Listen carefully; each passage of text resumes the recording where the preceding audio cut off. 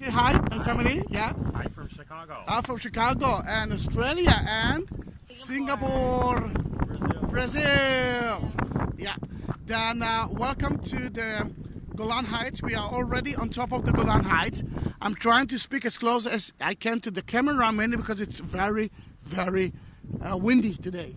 Then what we can see here, let's start from the south. We came from there. We saw the viewpoint of the Sea of Galilee, the southern part of the Sea of Galilee. Remember?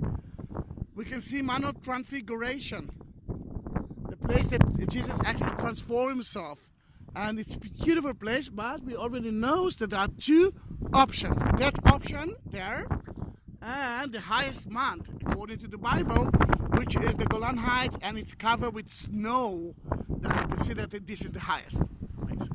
Now, the Sea of Galilee is just beneath you. And remember that I told you to remember one of the roads before we continue to here. And that road is, you can see the cars there.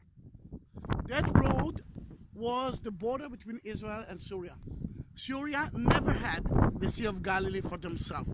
And the best places, all right, let's say the best place to enjoy a nice rest at the Sea of Galilee is Engave, those two places. Then remember, if you want to enjoy, oh, now people will listen to me, then Tiberias is a good place too. All right, remember Tiberias is a very good place to stay as well, which is right there. And that's why they call it the Sea of Tiberias, according to the book of John. But where is Jesus land? All right, can you see Tiberias? It wasn't there. Look to your right side, there's a cliff. Can you see the cliff? Right there, to the right of Tiberias. Can you see it? That cliff, to the right of it, there's a small white area. This is Magdala. This is the place that Mary Magdalene actually lived. And something like 2 years ago, we discovered an amazing synagogue from the time of Mary Magdalene. That's the beginning of it, beginning of Jesus Land.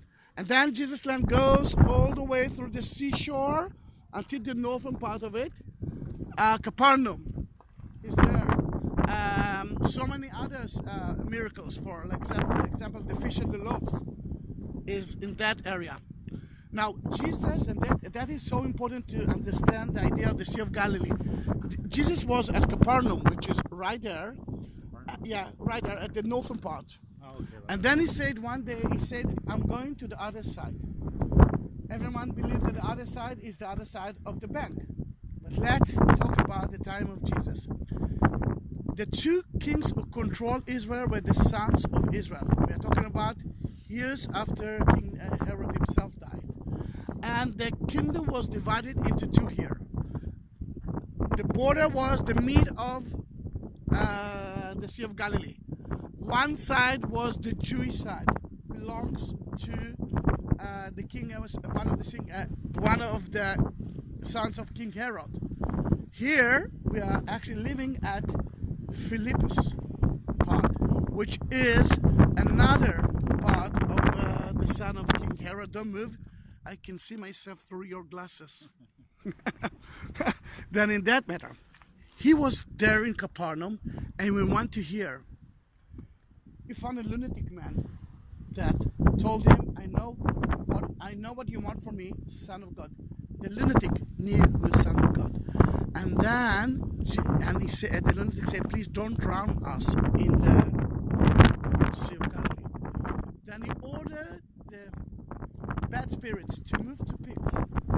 And the pigs actually jump in, and drown in the Sea of Galilee. But pigs in Israel, it's not kosher. But remember, it was in that side, which is the non-Jewish side. It wasn't happened there. Pigs are mentioned in the New Testament in another place. When Jesus wanted to tell the people how bad is the son, he was so bad because he was a shepherd of pigs. This is the second time that pigs were mentioned there. Then in that matter, is it a beautiful place? Yeah. But from here, you can see that we are controlling Nazareth, the Mount of Transfiguration. It's there. Then we know that it's Haifa. We've been there this morning. understand that people of Tiberias were really afraid to be here because the border wasn't here. The border was down there near the sea that they could shoot, and they killed more than 160 people. In that case, until age of 5, until 1967, I didn't know about the existence of it. Then, if we will continue with the Jordan Valley, we will reach the Dead Sea. If we will continue to the north, we can actually see Jordan, Lebanon. Actually, we can see Jordan, Lebanon from here. Can you see there's another snowy place? That's already Lebanon. Then we can see a little bit of Lebanon from here, a little bit of Syria, because the right part of Mount Hermon is owned by the Syrians today. Quite an amazing place. And you can see the guest house, which I'm not sure that this is the best time to be in the guest house. It's too cold for me. But they have an amazing view. And not a bad restaurant, which is kosher, because the kibbutz is a kosher kibbutz, and then nothing is open here on Saturday. Then now when we know everything, let's say goodbye to that video. Goodbye. Yeah.